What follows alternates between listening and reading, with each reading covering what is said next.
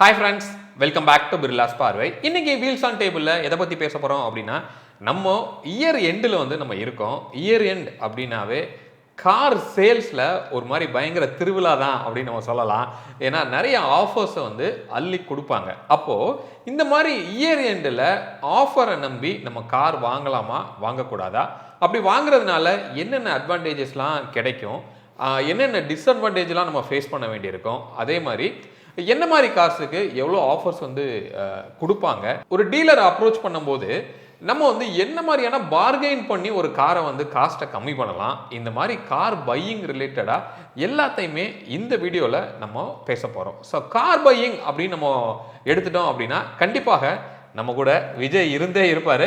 ஏன்னா நம்மளோட car கன்சல்டிங்கில் buying support, டீலரோட management எல்லாமே நம்ம விஜய் தான் ஹேண்டில் பண்ணுறாரு. அவர்கிட்ட நிறையா டேட்டா இருக்குது. நம்ம எல்லாத்தையும் கேட்டு வாங்கி உங்களுக்கு ஒரு யூஸ்ஃபுல்லான ஒரு கண்டென்ட்டாக கண்டிப்பாக இந்த வீடியோ இருக்கும் அப்படின்னு சொல்லி நம்ம சொல்லலாம். ஃபஸ்ட்டு இந்த இயர் எண்டில் எதனால் அதிகமாக ஆஃபர் கொடுக்குறாங்க அப்படிங்கிறத பற்றி பேசலாம் விஜய். திடீர்னு ஒரு ஆஃபர் எதனால் அந்த இயர் எண்டில் அந்த ஒரு மாதத்துக்கு மட்டும் இவ்வளோ ஆஃபர் கொடுக்குறாங்க, அதை பற்றி சொல்லுங்கள். அதான் இயர் எண்டில் பொதுவாக பார்த்தீங்கன்னா இந்த மேனுஃபேக்சரி இந்த இயரோட இந்த பேட்ச் முடியும். கரெக்ட். பொதுவாக அந்த மேனுஃபேக்சர்ஸ்லாம் என்ன பண்ணுவாங்க, இந்த டிசம்பர் ஃபர்ஸ்ட் வீக்லேயே மேனுஃபேக்சர் க்ளோஸ் பண்ணுவாங்க. ஏன்னா அந்த வெஹிக்கிளோட வேல்யூவே இந்த இயரை வச்சு தான்.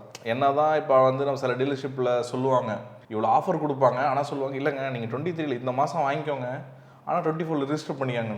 ஆனால் அப்படி பண்ணாலும் உங்களுக்கு கண்டிப்பாக ரீசேல் வேல்யூவில் இம்பாக்ட் இருக்கும். ஓகே. அந்த ரீசேல் வேல்யூ இம்பாக்ட் நீங்கள் காரை பொறுத்தவரை மந்த் டு மந்த் கிடையாது, இயர் டு இயர் தான். நீங்கள் என்ன தான் டிசம்பரில் ஒரு கார் இந்த 23 வாங்கினாலும் 5 வருஷம் கழிச்சு நீங்கள் விற்கிறப்போ 28 நான் 24 ரிஜிஸ்டர் பண்ண 4 வருஷம் வெஹிக்கிள்னு சொல்ல மாட்டாங்க, 5 வருஷம் வெஹிக்கிள் தான். ஸோ அதனால தான் அந்த இயர் எண்டில் இருக்கிற ஸ்டாக்கை கிளியர் பண்ணணுன்னு டீலர்ஷிப்ஸ் ஆகட்டும் இல்லை பிராண்டுமே அவங்க ப்ரொடக்ஷனை கம்மி பண்ணிட்டு இதை முடிச்சுட்டு நம்ம ஃப்ரெஷ்ஷாக நெக்ஸ்ட் புது இயர்லேருந்து மேனுஃபேக்சரிங் பண்ணலாம். ஸோ கரெக்டாக சொல்லியிருந்தாரு. இதில் 2 டைப் ஆஃப் ஸ்டாக் இருக்குது ஆக்சுவலாக. ஒன்று என்ன அப்படின்னா, மேனுஃபேக்சரரே காரை அதிகமாக ப்ரொடியூஸ் பண்ணிவிட்டு அவங்களோட யார்டில் தங்கி நிற்கிற ஸ்டாக் அப்படின்னு சொல்லலாம். இன்னொன்று டீலர் மொத்தமாக அமௌண்ட்டை பே பண்ணி தான் அவங்க எடுத்து அவங்க யார்டில் வச்சு தான் சேல் பண்ணுவாங்க. அப்படி லோக்கலில் இருக்கிற யார்டில் தங்கி இருக்கிற கார்ஸ் இது எல்லாமே ஒரு கிளியரன்ஸ் சேலாக தான் இந்த டிசம்பர் மாதம் உங்களுக்கு வரும். ஓகே, இப்போ அட்வான்டேஜ் அப்படின்னு நம்ம பார்க்குறோம் அப்படின்னா, இந்த இயர் எண்டில் நம்ம கார் வாங்குறதுனால என்ன மாதிரியான அட்வான்டேஜ் கிடைக்குது? ஃபஸ்ட்டு ஒரு நல்ல ஆஃபர் கிடைக்கும். கரெக்ட். ஸோ ஃபஸ்ட்டு பாயிண்ட்னு அட்வான்டேஜ்னா இதில் இந்த ஆஃபர் தான்.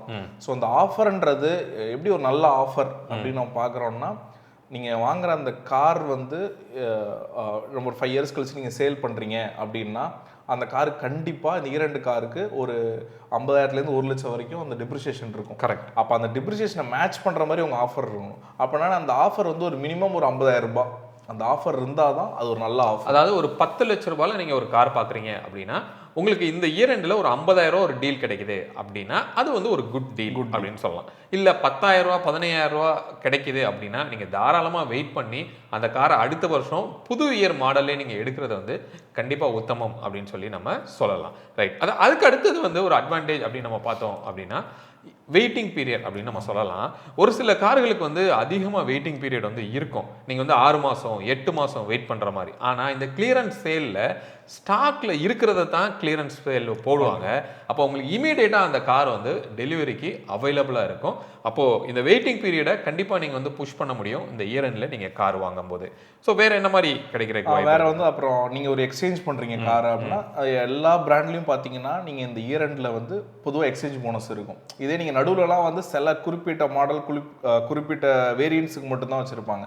இதே இந்த இயர் எண்ட் சேலில் ஓரளவு எல்லா வெஹிக்கிளுக்குமே எக்ஸ்சேஞ்ச் போனஸ்னு ஒரு கொடுப்பாங்க. ஸோ அதுவுமே நமக்கு ஒரு ஆடட் அட்வான்டேஜ் தான். கரெக்ட். அப்போ அந்த ஒரு 50,000 ரூபா ப்ளஸ் உங்ககிட்ட ஒரு கார் இருக்குன்னா அதில் ஒரு 20,000 ரூபா 10,000 ரூபாய் எக்ஸ்சேஞ்ச் போனஸ். அப்போ ஒரு கன்சிடரபிளான ஒரு அமௌண்ட் கிடைக்கும். இன்னொரு அட்வான்டேஜ் என்னன்னா, நீங்கள் ஜான்வரி அப்படின்னா கண்டிப்பாக ப்ரைஸ் ஹைக் அப்படிங்கிற விஷயம் ஒன்று இருக்கும்.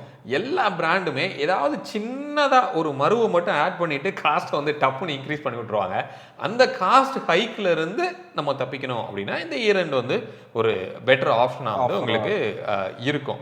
ஸோ அடுத்தது இப்போ இதோட இம்பேக்ட்னா என்ன அப்படிங்கிறத பற்றி நம்ம பேசலாம்.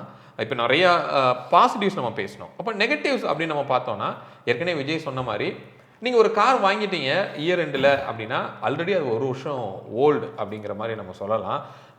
பட் ஃபர்ஸ்ட் நேம் நீங்கள் தான் அந்த ரிஜிஸ்ட்ரேஷனில் இருப்பீங்க. பட் இருந்தால் கூட அந்த கார் வந்து ஒரு வருஷம் ஓல்டாக வந்து நீங்கள் இருப்பீங்க. இப்போ நீங்கள் ஒரு 3 வருஷத்தில் அந்த காரை விற்கிறீங்க அப்படின்னா அது வந்து ஒரு ஹெவியாக ஒரு இம்பேக்ட் வந்து உங்களுக்கு கிரியேட் பண்ணும் ரீசேலில். இல்லை நான் வந்து நான் 7 வருஷம் ஒரு 8 வருஷம் 5 வருஷம் மேலே வச்சிருக்கீங்க அப்படின்னா அது வந்து பெருசாக ஒரு இம்பேக்டை வந்து உங்களுக்கு கிரியேட் பண்ணாது. நீங்கள் போல்டாக சொல்லலாம் இது வந்து 2023 மாடலுங்க அப்படின்னு நீங்கள் சொல்லிடலாம். ஸோ பெருசாக அந்த இம்பேக்டை வந்து அந்த இடத்துல உங்களால பார்க்க முடியாது. அந்த யூஸ்டு காரோட பிரைஸ் அந்த 7 இயர்ஸ்க்கு அப்புறம் ஒரு மாதிரி போய் சேச்சுரேட் ஆகிடும். அப்புறம் பார்த்தீங்கன்னா வருஷத்துக்கே ஒரு 20,000-25,000 தான் டிப்ரிசியேஷனே இருக்கும். அந்த 5 வருஷத்துக்குள்ள வந்து வருஷத்துக்கு 50,000 டிப்ரிசியேஷனில் போகிறது அப்படியே அந்த 7 இயர்ஸ்க்கு அப்புறம் வந்து 20,000-25,000 வந்துடும். ஸோ அது வந்து அப்போனா நீங்கள் அப்போ 50,000 ஒரு ஆஃபரில் வாங்குறது வந்து இப்போ வந்து ஒரு நல்ல டீல் தான். ஸோ இன்னொன்று லிமிட்டெட் ஸ்டாக்ஸ் மட்டும்தான் கிளியரன்ஸ் ஸ்டேலில் வரும். இப்போ உதாரணத்துக்கு ஒரு கார் எடுக்கிறோம். இப்போ எக்ஸாம்பிளுக்கு பிரிஸா அப்படின்னு நம்ம எடுத்துக்கலாம். ஸோ பிரிஸாவில் இருக்கிற போகவே இல்லாத கார்கள், போகவே இல்லாத வேரியண்ட் தான் கலர்ஸ். சில பேர் வந்து பிளாக் வந்து ப்ரிஃபர் பண்ண மாட்டாங்க. பட் அவங்க கிட்ட பிளாக் தான் இந்த கிளியரன்ஸ் சேலில் இருக்கும். இந்த மாதிரி நமக்கு செட் ஆகாத வேரியண்ட்டு ஃபோர்ஸ் பண்ணி அந்த ஒரு வேரியண்ட்டோ அந்த ஒரு கலர்ஸுக்கோ உங்களுக்கு போக வேண்டிய ஒரு சூழ்நிலைக்கு வந்து நீங்கள் தள்ளப்படுவீங்க. அது ஒரு பிக்கஸ்ட் மைனஸ் அப்படின்னு சொல்லி நம்மளால சொல்ல முடியும். அதே மாதிரி பார்த்தீங்கன்னா இதில் இன்னொரு டிஸ்அட்வான்டேஜ் அப்படின்னு பார்த்தோம்னா, இப்போ சில பேர் வந்து இப்போ இருக்கிற கரண்ட் மாடல் நான் வாங்குறேன், நாளைக்கு அந்த மாடல் நெக்ஸ்ட் இயரில் மாறுதாமே அப்படின்னா அவங்க வந்து வெயிட் பண்ணலாம். அது டிஸ்அட்வான்டேஜ் தான். ஏன்னா வந்து இப்போ ஃபார் எக்ஸாம்பிள் நீங்கள் இப்போ வரப்போகிற கிரெட்டா வந்து ஃபேஸ் லிஃப்ட் ஆக போகுது அப்படின்னா அதில் வந்து நெக்ஸ்ட் இயரில் வந்து கண்டிப்பாக அடாஸ் வருது, 360 வருது, இப்போ இல்லாததெல்லாம் வருது. எனக்கு அதெல்லாம் வேணும்னா நீங்கள் தாராளமாக வெயிட் பண்ணி வாங்கலாம். இல்லை எனக்கு அது வேண்டாம், அது வர்றதுனால கண்டிப்பாக அதோட ப்ரைஸ் ஹைக்கும் இன்னொரு 1 lakh 1.5 லட்சம் ஏறப்போகுது. அப்புறம் நெக்ஸ்ட் இயருக்கு ஒரு ப்ரைஸ் ஹைக்கும் இருக்கும். இதெல்லாம் எனக்கு வேணாம், கரண்ட் ஜென்னில் இருக்க ஃபீச்சர்ஸே எனக்கு போதுமானது அப்படின்னு நினைக்கிறீங்கன்னா நீங்கள் இதை வாங்கிக்கலாம். இல்லைன்னா கண்டிப்பாக வெயிட் பண்ணி வாங்குறது தான் நல்லது. அதுக்கு பெஸ்ட் எக்ஸாம்பிள் வந்து இப்போ சோனட் சொல்லலாம். ஸோ சோனட் வந்து நமக்கே தெரியுது இப்போ ஜான்ல அதோட ஃபேஸ் லிஃப்ட் வந்து அஃபிஷியலாகவே விட போகிறாங்க. இப்போ டிசம்பர் 15ல இருந்தே புக்கிங் வந்து ஓப்பன் பண்ண போகிறாங்க. ஸோ அப்படி இருக்கும்போது உங்களுக்கு ஓல்டு காரும் ஸ்டாக்ல இருக்கும். அது வந்து கிளியரன்ஸ் சேலில் வரும். பட் ஃபேஸ் லிஃப்டட் வந்து உங்களுக்கு ஒரு ப்ரைஸ் ஹைக் ஆகி ஒரு அப்கிரேடட் வெர்ஷனோட வரும். அப்போ நீங்கள் தான் அதை வந்து டிசைட் பண்ணிக்கணும். இல்லை எனக்கு ஃபீச்சரில் வந்து பெருசாக எனக்கு இன்ட்ரெஸ்ட் இல்லை, எனக்கு காஸ்ட் டீல் கிடைச்சா போதும் அப்படின்னு நீங்கள் நினச்சிங்கன்னா அந்த ஓல்டர் சோனட்டுக்கே நீங்கள் போக முடியும். ஏன்னா மேஜராக சேஞ்சஸ் வந்து இப்போ நடக்க போகிறது கிடையாது. அதாவது BS6 4ல இருந்து 6 அப்கிரேட் ஆகுது இந்த இயர் எண்டில் அப்படின்னா இந்த கிளியரன்ஸ் சேல்ங்கிறது ரொம்ப சேலஞ்சிங்காக இருக்கும். பட் எல்லாமே வந்து ஆல்ரெடி BS6ல தான் நம்ம இருக்கோம். ஸோ அதனால் அந்த மாதிரி ஒரு ரிஸ்க் கூட உங்களால் நீங்கள் அதே மாதிரி இப்போ இந்த ரீசெண்டான ஃபேஸ் லிஃப்ட்ஸுக்கெலாம் ஆஃபர்ஸ் இருக்காது. அது டிஸ்கவுண்ட்டில் கொடுத்தா கூட அது கூட வாங்கலாம். லைக் ஃபார் எக்ஸாம்பிள் இப்போ தான் ரீசெண்டாக நெக்ஸான் லான்ச் பண்ணாங்க. அப்போனா இதுக்கப்புறம் அது ஃபேஸ் லிஃப்ட்டும் இருக்காது, பெருசாக ப்ரைஸ் ஹைக்கும் இருக்காது. ஒரு 3 to 5% நெக்ஸ்ட் இயரில் பண்ணலாம். பட் அதை தான் நான் வாங்க டிசைட் பண்ணிட்டேன், ஆனால் அதுக்கு பெருசாக ஆஃபர் தரல, அது இப்போ வாங்கலாமா அப்புறம் வாங்கலாமா, அது நீங்கள் இப்பயே வாங்கிடலாம். ஏன்னா அது இப்பயும் ஆஃபர் கிடையாது, நெக்ஸ்ட் இயர்லையும் ஆஃபர் கொடுக்க போகிறதில்ல. அந்த ப்ரைஸ் ஹைக்கு நீங்கள் அட்லீஸ்ட் பீட் பண்ணலாம். பட் அதை நீங்கள் வாங்குறீங்க அப்படின்னா அந்த லோ வேரியன்ஸ்லாம் கூட ஓகே. அதுக்கு மேலே போகிறீங்கன்னா கண்டிப்பாக அகைன் டிப்ரிசியேஷனில் உங்களுக்கு இது டிஸ்அட்வான்டேஜ் தான்.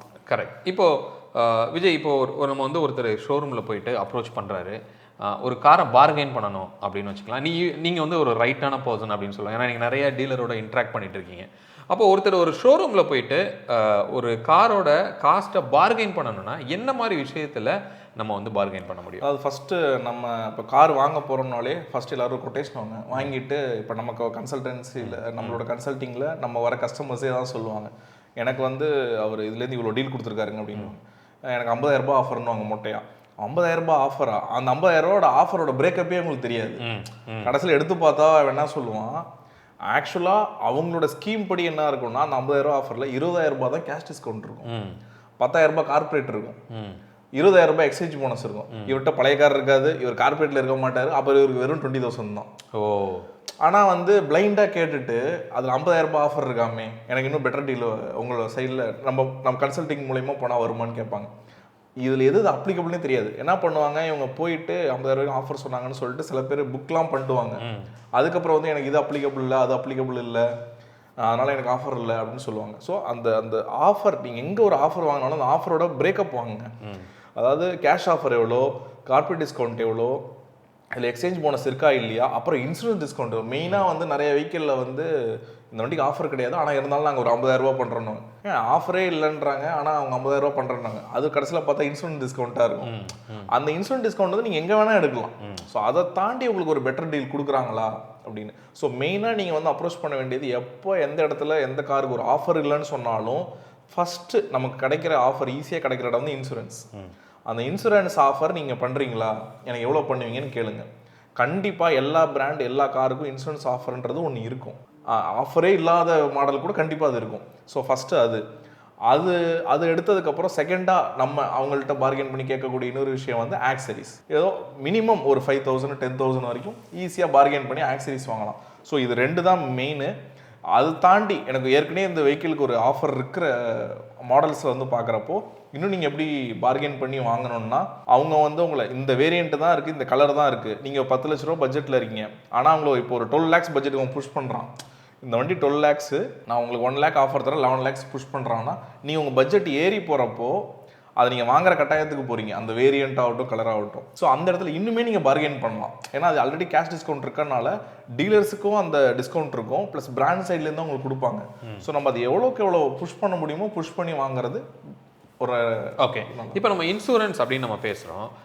இப்போ ரீசெண்டாக கவர்மெண்ட் போட்ட ரீசெண்ட் இல்லை பல வருஷத்துக்கு முன்னாடியே சொன்ன ஸ்டேட்மெண்ட் என்னென்னா, நீங்கள் ஷோரூமில் தான் வந்து நீங்கள் இன்சூரன்ஸ் பண்ணணும் அப்படிங்கிறது அவசியம் கிடையாது அப்படின்னு சொல்லுவாங்க. இப்போ ஒரு டீலரில் அவங்களுக்கு மேஜர் மார்ஜினே வந்து அந்த இன்சூரன்ஸில் தான் எடுப்பாங்க அப்படின்னு நான் நினைக்கிறேன், இல்லையா? இல்லை, ஓரளவு. அப்போது எல்லா டீலருமே இந்த இன்சூரன்ஸை வெளியில் போகிறதுக்கு அலோவ் பண்ணுறாங்களா? இல்லை, பிராண்ட் வைஸாக பார்த்தீங்கன்னா நிறைய பிராண்ட்ஸ் அலோவ் பண்ணுறதில்ல. டு பி ஃப்ராங்க் வந்து கியா, எம்ஜி இவங்கலாம் வந்து வெளில இன்சூரன்ஸ் தர்றதில்லை. ஆனால் நம்ம ஆக்சுவலாக போடலாம், நமக்கான அதுக்கான ஃபுல் ஃப்ரீடம் இருக்குது.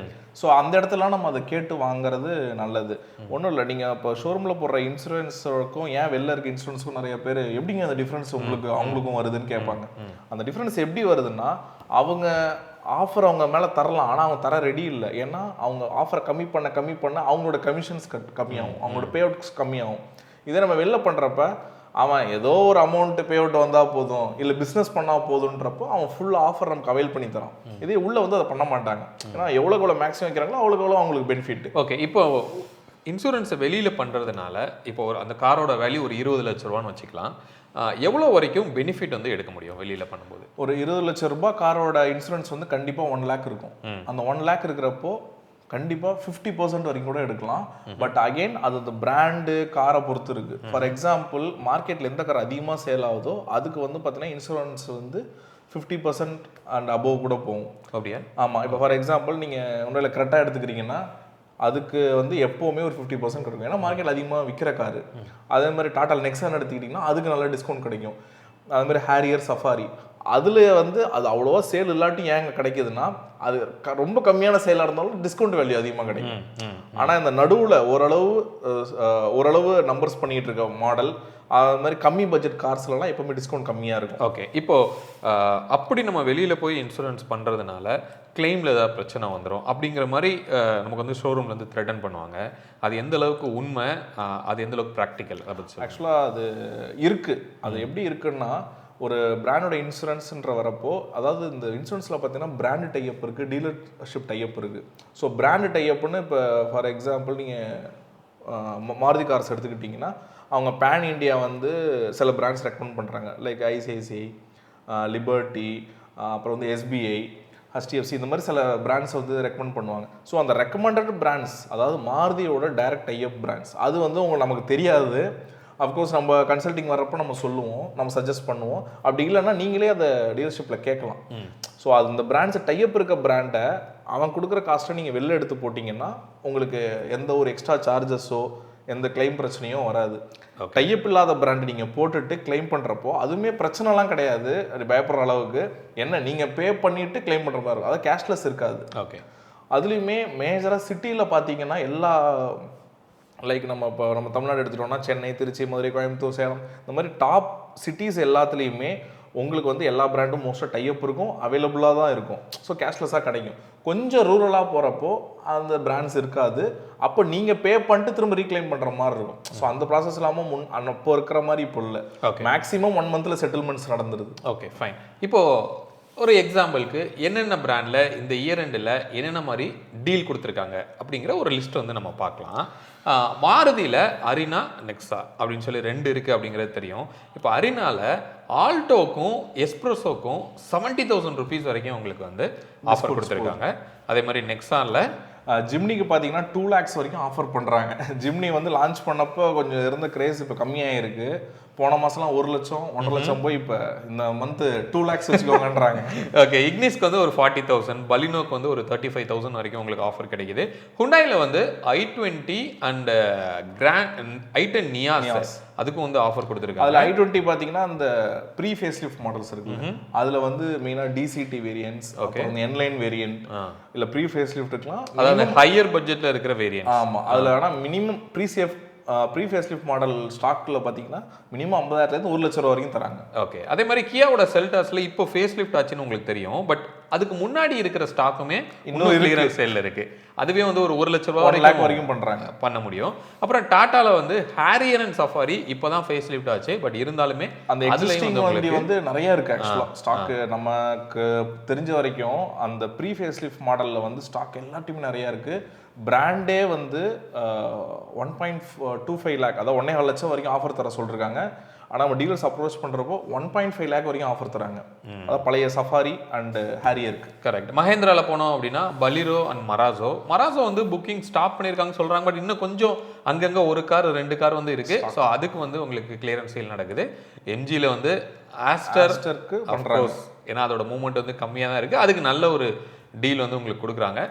அதே மாதிரி Volkswagen ஸ்கோடாவில் கூட உங்களுக்கு அது எப்போவுமே இருக்கும். Volkswagen ஸ்கோடா வந்து எனக்கு தெரிஞ்சு லான்ச் பண்ண ஃபர்ஸ்ட் இயருக்கு அப்புறத்துலேருந்து மினிமம் ஒரு 40,000 50,000 டிஸ்கவுண்ட் இருக்கும். கார்பரேட்ஸ் எல்லாம் இருக்குன்னா மினிமம் 1 lakh. டைகுனா இருக்கலாம், இல்லை வெர்டஸா இருக்கலாம், இல்லை ஸ்லாவியா, குஷாக், எதுவாக இருந்தாலும் 1 lakh ஆஃபர் கண்டிப்பாக கொடுக்கும். ஹோண்டாவில் வந்து ஹோண்டா சிட்டியில் ஹைப்ரிட் வந்து ஒரு நல்ல ஆஃபர்ஸ் வந்து 1.5 லட்சம் ரூபா வரைக்கும் தராங்க. 1.5 லட்சம் ரூபா வரைக்கும் உங்களுக்கு மற்ற அதாவது அந்த ஹைப்ரிட்ஸ் நான் ஹைப்ரிட்ஸுக்குமே ஒரு 50K வரைக்கும் ஆஃபர் கிடைக்குது. அமேஸுக்குமே ஒரு 30K வரைக்கும் கிடைக்குது. ஓகே, அதே மாதிரி டொயோட்டால பார்த்தோம் அப்படின்னா ஹைலக்ஸ் அப்படின்னு சொல்லி ஃபார்ச்சுனரோட ஒரு பிக்கப் வேரியன்ட் வந்து இருக்கு. 8 லட்ச ரூபாயிலிருந்து 10 லட்ச ரூபா வரைக்கும் உங்களுக்கு அதுல வந்து பெனிஃபிட் வந்து உங்களுக்கு பண்ணி கொடுக்குறாங்க. அதே மாதிரி ஃபார்ச்சுனர்லயுமே வந்து அதுல 1 lakh வரைக்கும் தராங்க ஃபார்ச்சுனருக்கு. ஓகே, நம்ம ரெனால்ட்ல வந்து மெயினா ட்ரைபர் குவிட்டுக்குலாம் வந்து 50K வரைக்கும் தராங்க. அப்புறம் கிகருக்கும் 50K வரைக்கும் தராங்க. அப்புறம் மேக்னைட்ல உங்களுக்கு 30 to 40K வரைக்கும் தராங்க. இது இப்போ ரீசெண்டா ஒரு AMT லான்ச் ஆச்சு. அதை தவிர மற்ற எல்லா மேக்னைட்டுக்குமே 40K வரைக்கும் ஈஸியா டிஸ்கவுண்ட். சிட்ரான்ல வந்து இப்போ ரீசெண்டா C3 ஏர்கிராஃப்ட் அதுக்கே வந்து 1.5 lakh. இப்போ லான்ச் ஆன C3 ஏர்கிராஃப்ட்க்கு 1.5 lakhம், C3க்கு 1 lakhம் ஆஃபர் பண்றாங்க. அதே மாதிரி ஜீப்ல வந்து மெரிடியனா இருக்கலாம், இல்ல ஜீப் காம்பஸா இருக்கலாம், எல்லாமே 1 lakh வரைக்கும் போயிட்டு இருக்கு. எஸ். ஸோ அப்போ இவ்வளோ ஆஃபர்ஸ் வந்து உங்களுக்கு கிடைக்குது. இப்போ நீங்க வருஷம் முழுக்க நீங்க மேபி நீங்க வெயிட் பண்ணிட்டு இருந்திருக்கலாம். நான் வந்து இயர் எண்டில் வாங்குறேன், ஒரு நல்ல டீல் கிடைக்கும் அப்படின்னு சொல்லி நீங்கள் எக்ஸ்பெக்ட் பண்ணியிருந்துருக்கலாம். அப்போ என்ன மாதிரி இருந்தால் நீங்கள் வாங்கினா கரெக்டாக இருக்கும் அப்படிங்கிறத தான் இந்த வீடியோவில் ஒரு மாதிரி ஹானஸ்ட்டாக நம்ம வந்து ஷேர் பண்ணியிருக்கிறோம். அப்போ ஒரு இதோட ஓவரால் கன்க்ளூஷன் அப்படின்னு நம்ம பார்த்தோம் அப்படின்னா ஒரு 10 லட்ச ரூபாய் காருக்கு அட்லீஸ்ட் 50,000 ரூபா வந்து மினிமம் டீல் கிடைச்சா பெட்டர். அது அப்போ பர்சன்டேஜில் கன்வெர்ட் பண்ணோம்னா ஒரு 5% வந்து அடிஷ்னலாக டீல் கிடைக்குதுன்னா அது வந்து ஒரு நல்ல டீலு. அந்த டிஸ்அட்வான்டேஜ் எல்லாம் கொஞ்சம் ஓவர் கம் பண்ணுற அளவுக்கு அந்த டீல் வந்து இருக்கும் அப்படின்னு சொல்லி நீங்கள் சொல்லலாம். இல்லை எனக்கு இந்த கலர் தான் வேணும், இந்த வேரியன்ட் தான் வேணும் அப்படின்னா கண்டிப்பாக உங்களுக்கு அது கிடைக்கிறதுக்கு வாய்ப்பு இல்லை. நெக்ஸ்ட் இயர் ப்ரைஸ் ஹைக் வந்து கண்டிப்பாக ஒரு 3 to 5% ஆகிறதுக்கு அதிகமாக வாய்ப்பு இருக்கு. இப்போ சமீபத்தில் ரோட் டாக்ஸ் வேற இன்க்ரீஸ் ஆயிருக்கு. அது எவ்வளோ ஏறி இருக்கு? 3% ஏறி இருக்கு. நமக்கு ஸ்டார்டிங் எல்லா வேரியன்ட்லையும் அந்த டாப் 20 lakh அண்ட் அபோவ்ல 5% வரைக்கும் ஏறி இருக்கு. கரெக்ட். ஸோ அப்போ நீங்கள் அந்த ஹையர் பட்ஜெட் கார்லாம் பார்த்தீங்கன்னா 1 லட்ச ரூபா வரைக்கும் ரோட் டாக்ஸ் வந்து இன்க்ரீஸ் ஆயிருக்கு அப்படின்னு சொல்லி சொல்கிறாங்க. ரைட். இப்போ நம்மளோட இன்ஸ்டாகிராம் பேஜஸை வந்து நீங்கள் ரெகுலராக ஃபாலோ பண்ணுங்க. லிங்க் வந்து நான் கீழே கொடுக்குறேன். ஒரு ஷோரூம்லையும் எந்தெந்த ஷோரூமில் என்ன மாதிரி ஆஃபர் கொடுக்குறாங்கிற போஸ்டர்ஸ் வந்து நாங்கள் அதில் போஸ்ட் பண்ணிக்கிட்டே இருப்போம். அதில் கான்டாக்ட் நம்பர்ஸும் இருக்கும். இன்கேஸ் உங்களுக்கு ரெக்யர்மெண்ட்ஸ் இருந்ததுன்னா அதை யூஸ் பண்ணி நீங்கள் ரீச் பண்ணும்போது ஒரு நல்ல டீல் கிடைக்கும். இல்லை அப்படின்னா இப்போ நம்ம கார் கன்சல்டிங் வந்து பண்ணிட்டு இருக்கிறோம். பையிங் சப்போர்ட்டும் வந்து மிஸ்டர் விஜய் நம்ம கூட சேர்ந்து சப்போர்ட் பண்ணிட்டு இருக்காரு. எங்களை நீங்கள் ரீச் பண்ணீங்க அப்படின்னா விஜய் வந்து உங்களுக்கு கோஆர்டினேட் பண்ணுவார். ரைட். ஸோ ஹோப் இந்த வீடியோ இந்த இயர் எண்டில் ஒரு கார் வாங்கலாமா, வாங்கணும்னா என்ன அட்வான்டேஜ், என்ன டிஸ்அட்வான்டேஜ், இந்த மாதிரி எல்லாத்தையும் டிரான்ஸ்பரண்ட்டாக வந்து உங்களுக்கு கொடுத்துருக்கோம் அப்படின்னு சொல்லி நாங்கள் நம்புகிறோம். மீண்டும் அடுத்து வேற ஒரு வீடியோவில் உங்களை வந்து நாங்கள் சந்திக்கிறோம். அது வரைக்கும் உங்களிடமிருந்து விடைபெறுவது உங்கள் பிர்லா விஜய். பாய்.